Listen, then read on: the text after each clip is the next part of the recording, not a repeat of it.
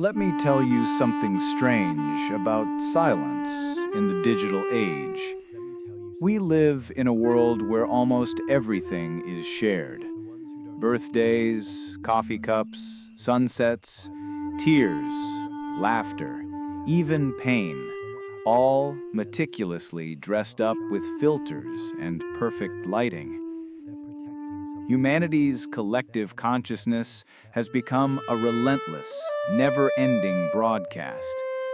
We are more visible, more documented, and more known than any generation before us. And yet, in the heart of this roaring visibility, there are some people, a surprising number, in fact, who remain completely invisible.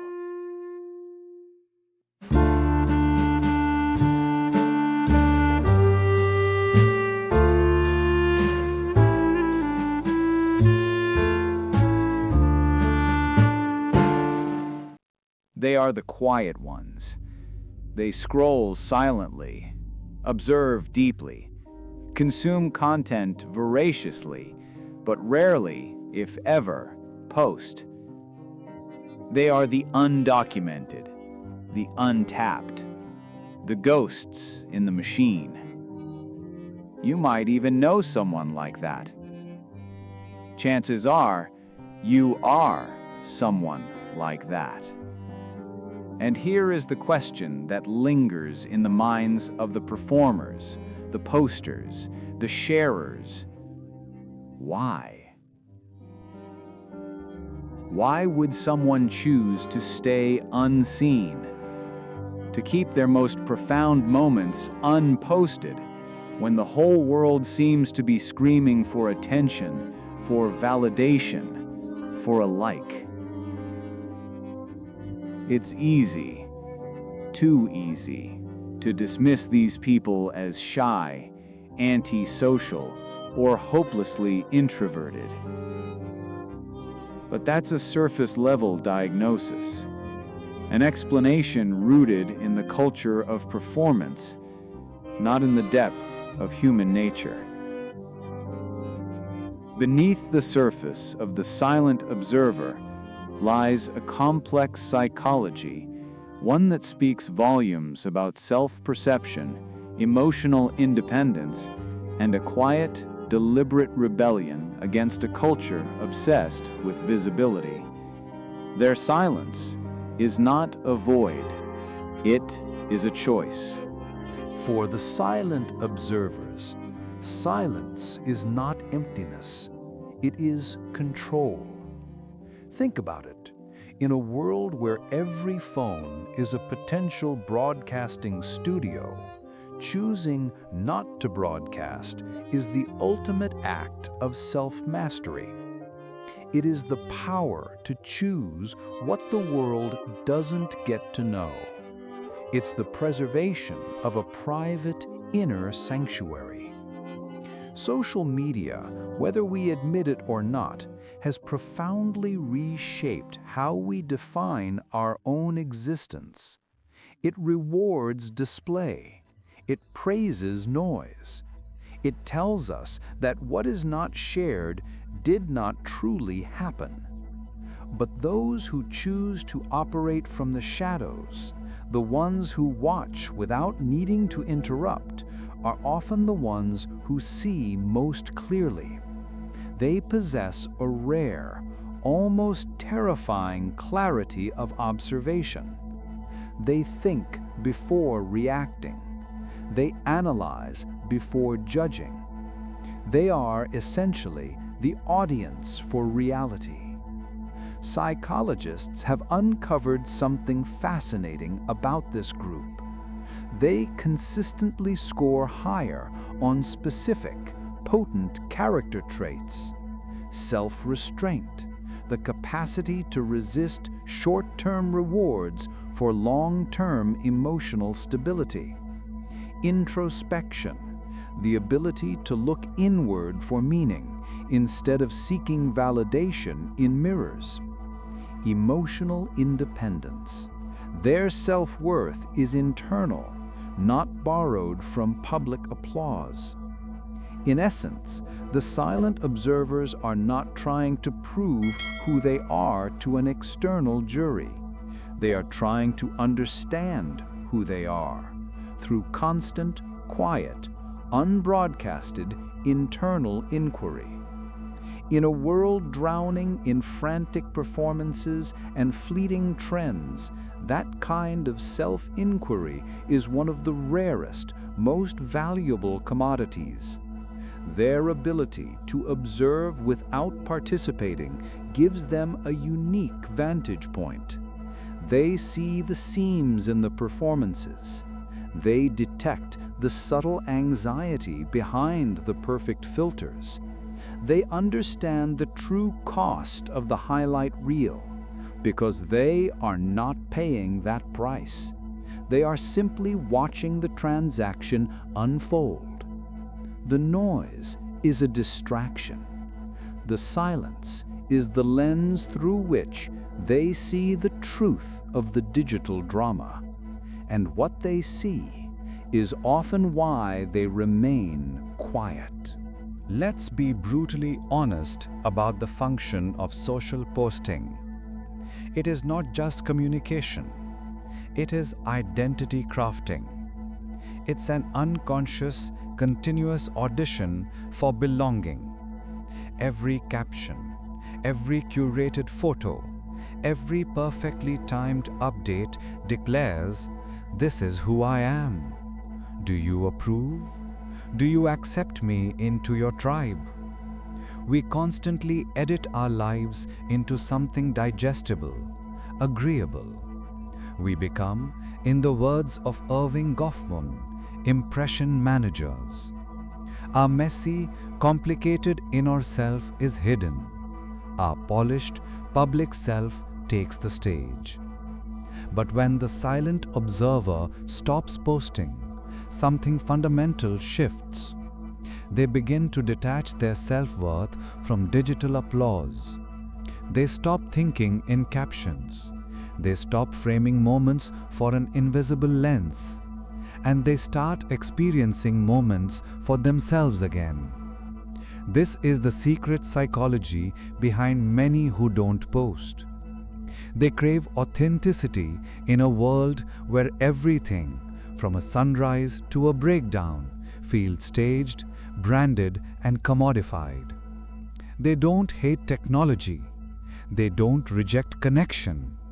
They simply can no longer reduce their complex, chaotic, and beautiful life into bite-sized, validated highlights. The choice often grows from emotional burnout. Many silent observers once were active posters. They shared everything, until one day it stopped feeling real. They realized the constant sharing created invisible pressure to outperform their last post. They were no longer living. They were performing a life designed for external consumption. So they quit, quietly. No dramatic announcement, just a slow, deliberate disappearance from the feed. Not posting does not mean not feeling. It does not mean apathy. It often means a profound level of caring too much about the integrity of their presence, the sanctity of their moments, and the protection of what is sacred. Because once you've seen how effortlessly perception can be manipulated, how easy it is to create a perfect life with a few quick edits, you begin to value what cannot be posted: silence, depth, imperfection, truth. To understand the deep, almost instinctual need for silence, we must turn to a powerful concept in psychology: psychological ownership. It's the feeling that something belongs profoundly and deeply to you, a thought, a memory, an insight, a moment of unfiltered joy, or an experience of quiet personal growth. It is yours, and yours alone. It defines your inner world. But when you take that moment, that precious personal thing, and you package it, filter it, caption it, and upload it to a public feed, something happens. That sense of ownership, that yours and yours alone feeling, fades just a little. The moment stops being purely a memory and becomes shared property. It is now open to instant judgment, radical misinterpretation, casual dismissal, or even mockery. The private, sacred meaning you attach to it becomes diluted by the collective gaze. For the silent observers, this cost is too high. They are, in essence, guarding their sense of ownership over life itself. They keep their moments untouched, private, and pure. They understand that validation from a screen, a fleeting, weightless like, is a poor exchange for the profound, heavy warmth of a private, cherished memory. Ask yourself this: when was the last time you did something truly meaningful, cried genuine tears, achieved a private victory, or laughed until it hurt and didn't feel that subtle reflex to share it? That reflex is not natural. It is conditioned. It's the product of years spent equating public validation with intrinsic value. When a silent observer steps outside of that system, it's not withdrawal. It's healing. They rediscover the simple, unburdened pleasure of doing things for themselves again. Cooking without photographing it. Traveling without tagging it. Feeling without explaining it. And in that space of unbroadcasted authenticity, something profound awakens.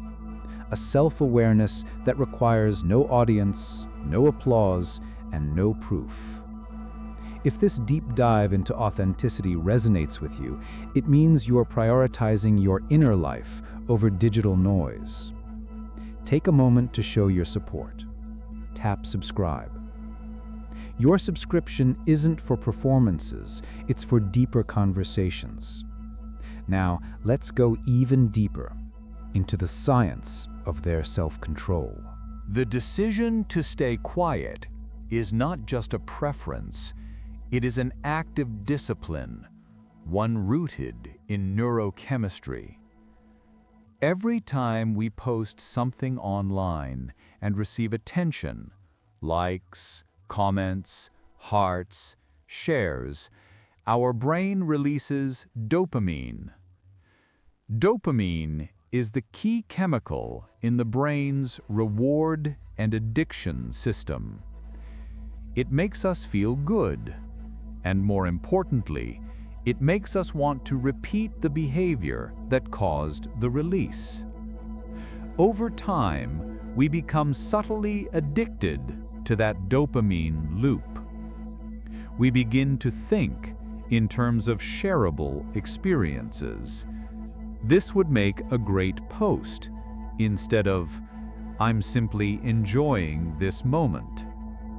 The silent observers are those who deliberately choose to resist and disconnect from that cycle. This is not apathy or disinterest, it is self-awareness. It takes enormous inner strength to resist something designed to keep you emotionally hooked. Psychologically, these individuals often show a strong internal locus of control. That means they believe their fate and happiness come from within, from their own actions and values. Those with an external locus of control, the habitual sharers, depend on outside approval, likes, comments, the opinions of others. But the silent observers don't need that digital echo of "you're enough" to believe it. They already know. And the benefits are measurable. Studies show that people who take deliberate breaks from social media often experience higher emotional stability and life satisfaction. When your identity is no longer being constantly mirrored, edited, and approved by others, it becomes solid. It becomes real. The messy, beautiful, unfiltered complexity of your life is accepted, not edited into a highlight reel. The quiet refusal to engage in the digital performance is in truth the real rebellion of our time. To stay whole in a world that only rewards fragments. But the choice to remain invisible isn't always rooted in calm detachment. Sometimes, silence is the result of exhaustion and fear. For many, social media was once a place to connect, but it left them emotionally drained. This is where self-presentational pressure comes in, the anxiety of being constantly watched, judged, and measured, even when you aren't posting. They worry that what they say might be misread, weaponized, or ignored. The cost of visibility in emotional labor and risk of rejection feels too high. This silence is not a lack of feeling, it is self-preservation. They retreat not because they don't want to connect, but because they've realized something crucial. They don't owe the world a performance. They don't owe an explanation for their quiet moments. And they don't need to prove they're happy to be believed. If you are a silent observer or no one, I want to hear your perspective. What is the deepest, most sacred thing you choose not to post? Share your thoughts below. Let's create a space where quiet voices can speak freely. Because, ironically, the quietest people online often have the loudest minds. They are not absent, they are overflowing. Their silence isn't emptiness, it's depth. They choose stillness over spectacle because they understand one quiet truth of this generation. We have confused visibility with value. We assume that to matter, we must be noticed. But the real, meaningful moments that shape who you are, the growth, the grief, the private breakthroughs, will happen without a single camera, caption, or witness. They live in memory, not media. And for the silent observer, that is infinitely more than enough. Here lies the central paradox of the digital age. Social media was engineered to connect us, yet its obsession with performance often leaves people feeling more isolated, more drained, and more alone than ever before. The silent observer understands this transaction. When they stop posting, they stop chasing the fleeting warmth of digital closeness and start rebuilding real, raw connection. Think about the quality of the relationships you maintain without the constant updates. You begin to notice who checks in without a reminder from your feed. You see who truly remembers your achievements, your heartbreaks, your journey, without you having to broadcast them. That kind of connection, unseen, unvalidated by an algorithm, feels heavier, warmer, more real. It's built not on shared photos, but on shared silence. Not on reactions, but on presence. On eyes meeting. On conversations that unfold across a kitchen table, not across a glowing screen. The silent observer lives in that space. They build relationships that don't need proof. They find comfort and solace in the unshared moment. They let life unfold naturally, without the pressure to turn it into content. This choice is, at its core, about identity security, knowing who you are, what you value, and what you're worth, even when nobody is watching. When you are profoundly comfortable in your own company, you no longer need an audience to validate your existence. This is not digital arrogance. It is peace. The decision to keep things private is, ultimately, an act of radical intimacy, not with the world, but with the self. When you stop broadcasting every thought, every opinion, every feeling, a profound quiet descends. And in that stillness, you begin to hear your own thoughts again. The parts of you that got lost in the noise begin to reconnect. Your quiet desires, your unspoken fears, your moral clarity. Your inner compass, the thing that guides you away from the noise and back to your true self, starts to recalibrate. This is something deeply spiritual in today's world. It is not a withdrawal from life. It is a homecoming, a return to your core self. The silent observers understand the inherent messiness of life.